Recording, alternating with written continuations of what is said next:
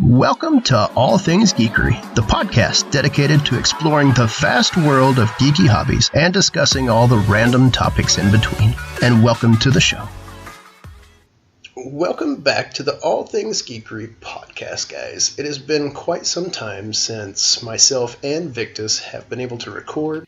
We've had quite the busy schedule lately, especially myself, and Victus has recently had his first child, and it's been quite the wild ride for both of us. So this is the first official ATG podcast of 2017, and we're getting back together to discuss Destiny 2 and our potential wish list of things that we would love to see that would come back to the game. So let's jump into this. I'm your host, Iogro, and my co-host, Victus Darkaero. And like I said, he is back for the first time, so let's jump right into this, guys. We want to welcome all of you to the show. Thank you so much for joining in with us, and we appreciate all the support.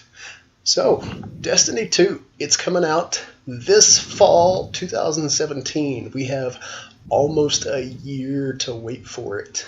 It's gonna Well, at least we hope a year. Yeah, at least. If we know Bungie, there could be potential delays. I'm pretty sure there will be because they're just known for that. But wish list items, there are so many things to talk about. I don't even know where to start, honestly. I would have to say some wish list items. I think it's going to cross over between what we get right now and what we want when it actually comes out. I think those are just going to be a big cross, and that's I think a lot of people are in the same boat right now. You know, the clan that we've got, the people that we watch, the people that we play with. You know, I really do have to say I think the fixes that are coming with this new hotfix, the 2.5.0 something or another, is going to make a lot of people happy with the weapon balances and the fixes to the meta inside the Crucible. I think that'll probably give people a little freshness inside the Crucible since we don't have a lot of content right now to actually play. We've got the Crucible, and again, there's still a lot of people that are new to Destiny. There's a lot of people still coming in for Year 3. And there's a lot of people, we've even got one in our clan, who played a lot through Year 1, and then, you know, life happens. He took a break and didn't play anything through all of Year 2 and has just now come back to Year 3, and it's a whole brand new game to him. He was quite surprised with all the changes. Well, yeah, I mean, I've talked to a lot of people, and they're pretty hardcore. They've got into it. Every expansion, they're hitting max level like week 1. You know, and then after that, they're maybe going out and collecting stuff or collecting the new exotics, and that's it. You're done. I mean, yeah, you can PvP. Yeah, you can go to Lighthouse and in Trials. But again, you know, you do it or you don't, and then that's it. You know, come around weekend, you haven't played Destiny because you've done all you can. You're 400 on all 3 tunes. You've got all or 99% of the exotics, and now we're just kind of all the hardcores out there just kind of sitting around waiting. There's nothing in the game right now that has a prolonged grind to it, and not just one that's monotonous. Like, you think about the crafting systems in a lot of the big MMOs; those take time. You can't just 1 week be, you know, max level. For those that have no life, yes, you can. But normal people with babies now, normal people with children cannot do that. And Destiny just doesn't have those type of elements in them that require you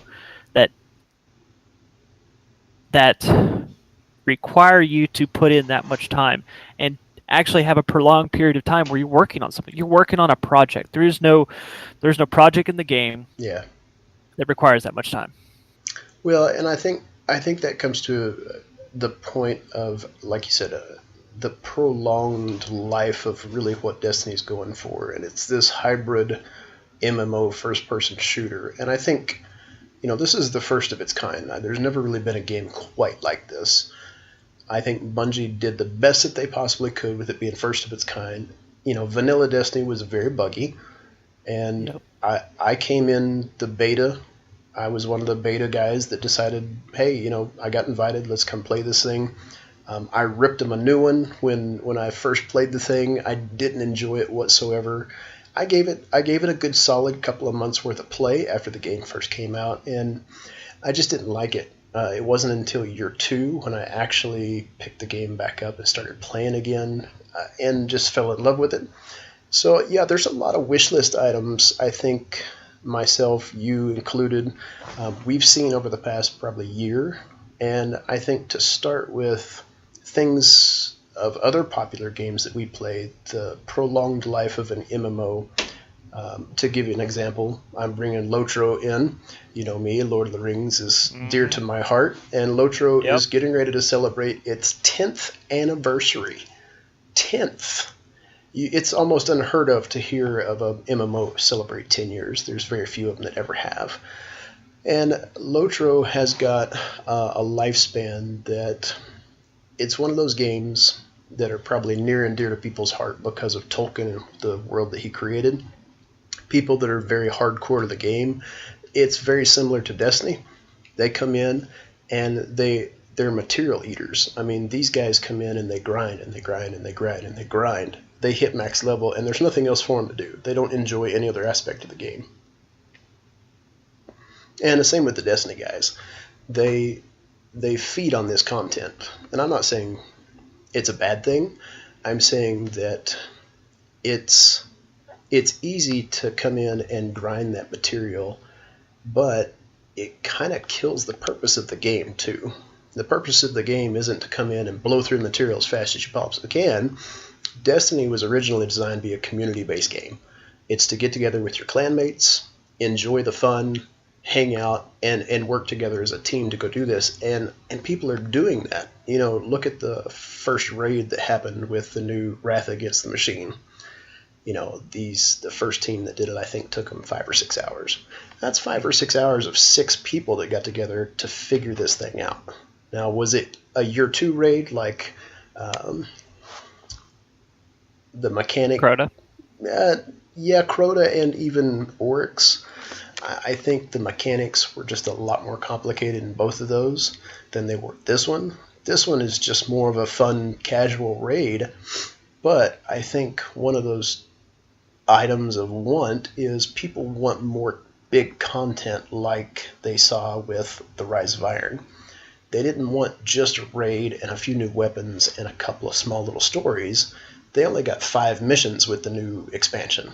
They want it all. They want this big elaborate story that talks about not only what happened to Siva, they want what's going to happen with Oryx and Crota and Vault of Glass and how's all this going to culminate into a new game. But then you've got this whole piece of the lore of Destiny as well. And that's something that Bungie, though they are fantastic at writing a story and creating the lore, I have to compare that to what I know as being a fantastic MMO that does good at bringing lore into the game, and that's Lotro. Now, if you take the lore of Lotro, they kind of had it pre-laid out from a manual. J.R.R. Tolkien wrote those epic books, and he laid that story out for him, and the lore was there. Now, the company that took it and originally created it and gave us the game, they did a fantastic job of implementing that lore into the game and really drawing the player's attention to the lore. The raids, the missions, the crafting, the leveling, all of that was secondary. The story is really what brought people to Lotro, and I think Destiny has been just the opposite. You've got the story of the game, but then the leveling, the raiding, the sucking all the material dry became first, because it's a first-person shooter, and that's what you do in FPSs. You jump in and you shoot and loot. And yes, this is a looter, and yes, you get great gear for going and doing it, but where's the fine balance between I want to make an MMO and a hybrid first-person shooter with this huge lore story in between, but the only way we can get to it is through Gamora cards. So I think my first wishlist item is bringing the lore to the story and making the story more about the aspect of gameplay and really bringing the player to the game, to whereas the players are now, they're involved with what the lore is, they're involved with the creation of this story, instead of I'm just going in to play a first-person shooter. Well, yeah, let's imagine a Destiny where instead of having the grimoires, which are, if you add up all the lore that's in the grimoires, massive amount of information, massive. But let's think about a Destiny where the grimoires were accessible in game. You had a database. You Yeah. had a database you could go to in game, and at any time you could pull up your grimoire cards and take a look at them. I just I just unlocked a grimoire card for my icebreaker. Okay. Oh, look at the lore about the icebreaker, or a little snippet of a saying from one of the titans that created it, or guardians that created it, so on and so forth. Then you get to understand it. You just go, oh, another exotic, put that in the bank. It Yeah. has some weight to it. Yeah, it's not just another item to go get. Or, oh, another grimoire card. Whoop, that's plus 10 on my grimoire score. Yay. Right. So I agree. I agree with you there.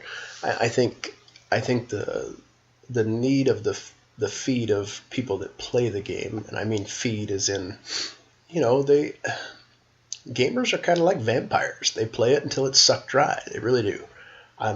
Myself included. There is almost no game that has ever been created that was meant to be a everlasting experience. There's always an end story, potentially. There are some games out there that just, they don't end. And some of those, like MMOs, they continually create stories and they bring out expansions and they bait the hook and people jump on board. And that creates some of those wants and needs from other people, because they have, oh, this is what I want in the game. And sometimes the gaming companies listen to those forums. They read and see what the people are actually looking for. And I respect that about the gaming companies.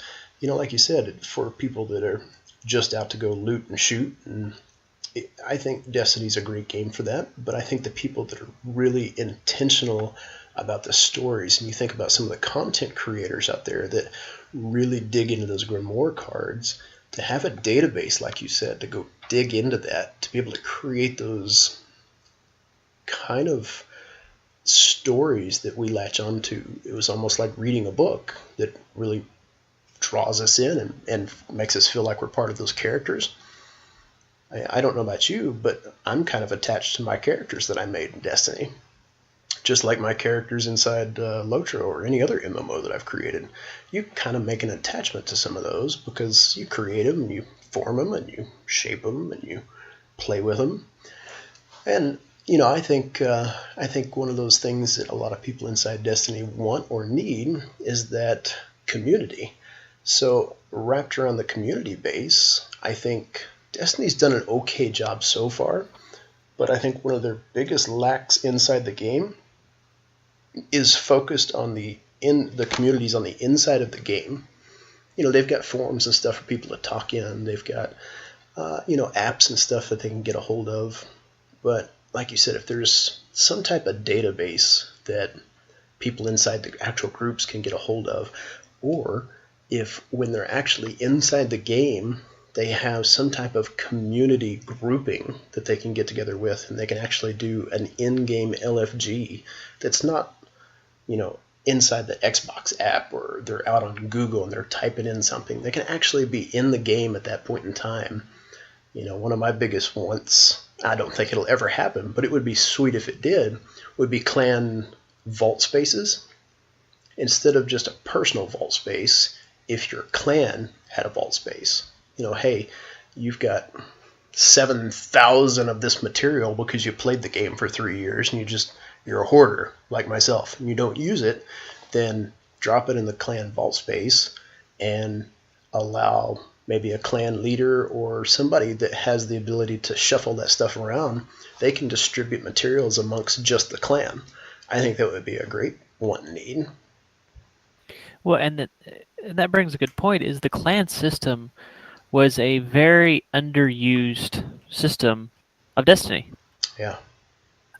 You joined a clan and you went and beat raids with it, and that was it. You didn't really do much else with the clans, so it just kind of sat there. You had the name of your clan in your tag, and that was it. Yeah, I think, take for instance the kinships per se, or a clan from a big MMO. The kinship that we've got over in Lotro, and I know I keep comparing it to MMOs because, again, this is a hybrid MMO. It's what they've tried to do with it. The kinship that we have, they have multiple aspects to the clan and to the kin. They've got, community gatherings because they're able to go do multiple things in the game other than just raids and instances. They've got the aspect of kind of immersing the characters inside the game to play music, do events, skits if they want. There's everything you can think of. They've got crafting days. Now, would I ever want to see crafting come into Destiny? Heck no. My gosh, I would rip all my hair out if I had to go grind for materials inside Destiny. It's a grindy game anyways, and I'm okay with that because it's the nature of the beast. But to take a grindy game that's a looter and shooter and add another topping of, now you have to go find materials, and then you have to build your crafting materials, and then you have to go do these specific things. Would it bring an interesting layer to the game? It would, but I don't think it's the right fit. Now, is it the right fit for MMOs? Yes, absolutely, because that's part of that sustainable atmosphere that you have for an MMO. It's what you do in MMOs. You grind, you craft, you level characters, and you go beat the crap out of bad guys. It's just what you do. In this game, you shoot and loot, and your loot is instantly there. That's the grind of the game. But I think as a whole, the kinship, clan, whatever you want to call it, I think there needs to be some features there that make it more of a community for people. The actual system that we use to invite people, the community level that we use to communicate with people, the sharing of stuff among people. I mean, for goodness sakes, I have got like 5 of every weapon you could possibly think of in my vault right now. Why? I don't know. I stick things in my vault, I forget about them, and I don't ever use them. Or it's something that I really enjoyed. Maybe it was my God rolled Treads Upon the Stars. It's a fantastic scout rifle, but that archetype scout rifle in Destiny right now is not very popular. It doesn't work well with the meta inside Crucible, and there's just other weapons that are better inside some of the PvE stuff as well. So it gets stuck in the vault, but hey, I've got 4 of these, and we've got a new guy on the team. He's never used it before, but he's the right level for it. Then maybe if we had a feature of, hey, we can share amongst each other, not just through a vault system, but maybe you can click on a specific guardian in your clan, and you can trade with him. Here's a weapon, here's a new piece of gear for you. I think that'd be a great feature to have. Yeah, but we do have to keep in mind we're comparing. And I was thinking along the exact same routes.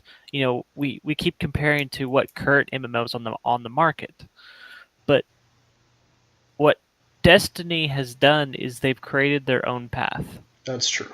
Very true. And with that path, we don't know what actually needs to fit right now. Yes, we say we want this, we want that, and in our minds they'd be really good fits. But what would be a good Destiny fit to the game? We get to talking about Destiny 2 and what we want for it. We want more classes, great. We want more story, great. But what would be the Destiny fit to it, because we keep comparing to other games. And I think that's where a lot of people forget about that, myself included, when we start wanting things to be added. Yeah. Yeah, I completely agree. But we really don't have anything else to compare against except other games that we've played. Now, to take all of that aside, and you say, okay, let's just put a wish list together of things that we want, not thinking of any other game that we have. If we just take the Destiny Foundation that we've seen and what they've done with the game itself. If you look at it, you were a Destiny 1 player, you came in at vanilla just like I did, so you got to see the foundation of the game and how it morphed and how it changed. And for goodness sakes, I wish that people that play the game now could have experienced Destiny 1. They should have been there for year one. There was no such thing as going to the Vanguard Crucible guys and bartering for materials. You couldn't go use legendary marks. You had to go find that junk in the world. And here was the funny thing is, oh, you need more spin metal? Well, go farm it for 4 hours. And guess what? That was probably enough to upgrade one thing on a weapon. That wasn't multiple weapons. That was one weapon or one piece of armor. And that type of grinding right there really, that kind of facets exactly what MMOs do. You go grind iron ore for 4 hours and you make enough for a full set of gear or something. That piece I do enjoy. Did I enjoy it in Destiny 1? Heck no. I wanted to get out there and shoot and loot. So I think, taking all other games aside, the first 3 things that I would love to see in Destiny: 1, I think the weapon systems that we've got right now, I think need a complete overhaul. I really do. I think we've got some amazing weapons inside our exotic list that we've got, but there's a lot of exotic weapons that aren't used because they're trash. They don't fit well. They don't play well. They've kind of been broken over the years. They've been nerfed to the ground. They've been buffed in the wrong ways. So I think bringing some of those exotics weapons back into our loot categories, where we can start using them and go, wow, did you play with that gun the other day? Did you see how it worked and how it felt? Because if you look at most of the legendary meta weapons that are out there right now, they actually outperform the exotic weapons. It's just the way the balancing has happened. Yeah. And I think the same thing has happened with our exotic gear. There are so many pieces of gear inside the game, it's not even funny. But a lot of the exotic armor is just outdated, it's old, it's rusted. The perks on it don't even work well anymore.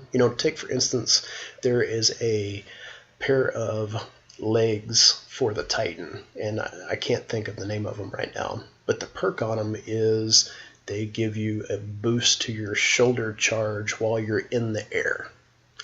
How many Titans do you see inside the Crucible jumping all day long to shoulder charge people?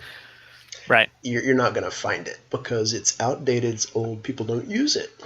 So I think Destiny as a game, Bungie needs to come in and say, all right, here's the usage of people and what they're doing with these things. Either give this stuff an overhaul, get it out of the game and give us something new to replace those items, or just rehaul the item and give us some different perk levels within armor. I think my third thing out of every is bringing a system to the story. What happened with the Siva story is fantastic. I loved Rise of Iron. I loved being a part of the Iron Lords and getting all of that.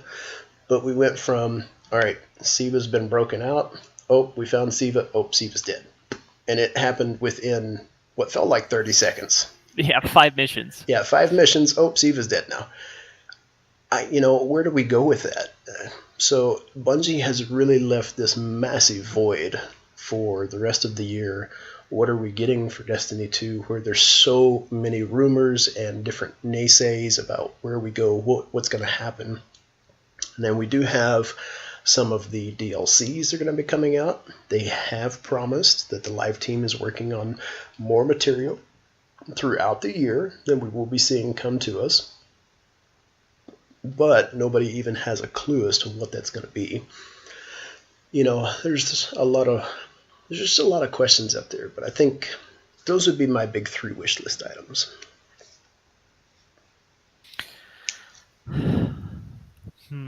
So it's kind of hard to break it down to just 3, but because we could be at it all day. I think my big one is wherever your lore is, make sure it's accessible in game. I agree. That's my probably biggest, number one. Whatever your lore system, whether it turns out to be bad, good, whatever, it needs to be accessible in game. You hear this, Bungie? We're telling you right now, this is what you should be doing. So, a live team, I know you're listening to this somewhere on the internet. Hear that?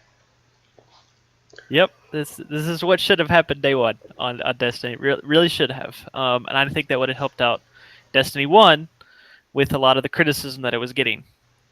So, number 1, that. Number 2, more classes. I think limited down to 3 classes kind of hinder them in their full ability of what was there in lore. Yeah, I agree. How they're going to fit more classes in now in the structure? No idea. Yeah, I have no clue how that would even work. Because you got a pretty firm foundation that there are 3 factions, basically. The Warlocks, the Hunters, and the Titans. Well, now, hang on.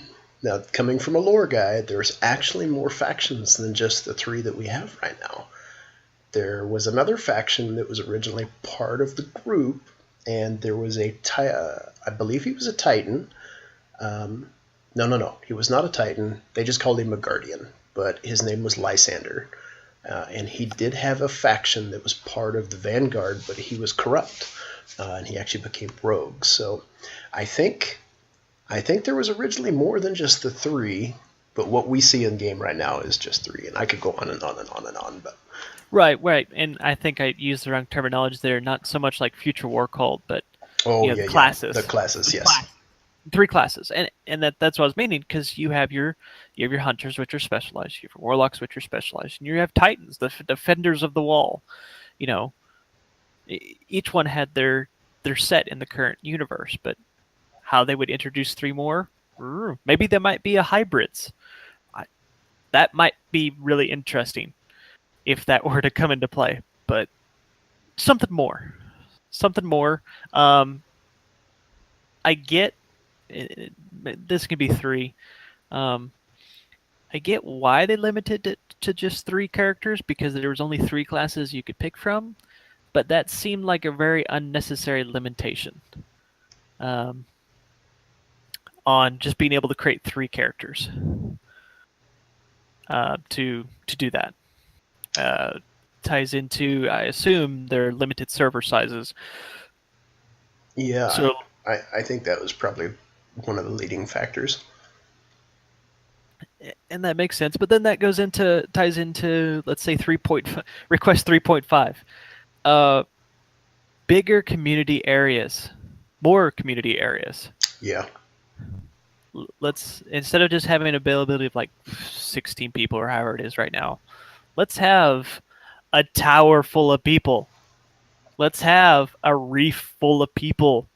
I get it. Small area, you had a couple vendors there. Yes. Let's get more. Let's have a full, live, energetic community running around, all different types of people. It brings some life to it. Yeah. Instead of every time you warp in, you find guardians that keep messing with the big purple balls in the tower. Hey, I like kicking the soccer ball around the tower just like any other guardian, but I do agree. Yep. That's one of the most annoying things is, hey, come join me at the tower, and you join them. Oh, tower's full because it only holds 3 guardians at a time, right? Right. Granted, I know server space is a premium, and you got to have the blades to be able to do it. But look, there are lots and lots and lots of other gaming companies that have made social spaces inside games hold hundreds, if not thousands of people at the same time, and they're all within layers upon top of layers with each other. Now, granted, we're working on consoles, we're not working with PCs, and that could bring in the whole battle of, consoles are better than PCs, PCs are better than consoles, but that doesn't change the technology that's used on the back end with it. The PC gaming, your hardware that you use on the front side may be a lot different, but the back end blade servers and the technology that runs that is the same darn thing that you would play on the Microsoft Xbox or the PlayStation. It doesn't matter. So, I do agree. I think there's definitely a lot of stuff coming in. There's definitely a lot of wants and wishes, but we shall see what Destiny 2 brings us in the very near future, hopefully. Yeah, I'm kind of hoping at GuardianCon we're gonna get a little sneak peek of Destiny 2. That would be sweet, wouldn't it? That would be amazing. But that's a hope. That is a hope, yes. Well, guys, that wraps up the show for this evening. Guys, we thank you so much. I know we have a lot of wants, needs, wishes about gaming, and there's so many different topics and things that we could chat about, but after being out for quite some time, this was really one of the first things that we wanted to talk about. Destiny is near and dear to our hearts. So, you guys let us know what you want from Destiny 2. Let us know your wishes and comments, and shoot us those. Let us know what you're thinking. We'd love to hear from you. But until next time, guys, I'm Iogro. And I'm Victus. Thanks for stopping by and listening today, guys. We really appreciate your support. Drop us a like, give us a comment, and let us know how we're doing. Stop by and check us out on our website at www.allthingsgeekery.com. You can also find us on our YouTube and Twitter. Just look up All Things Geekery. We'd love to hear from you, and we'll see you in the next episode.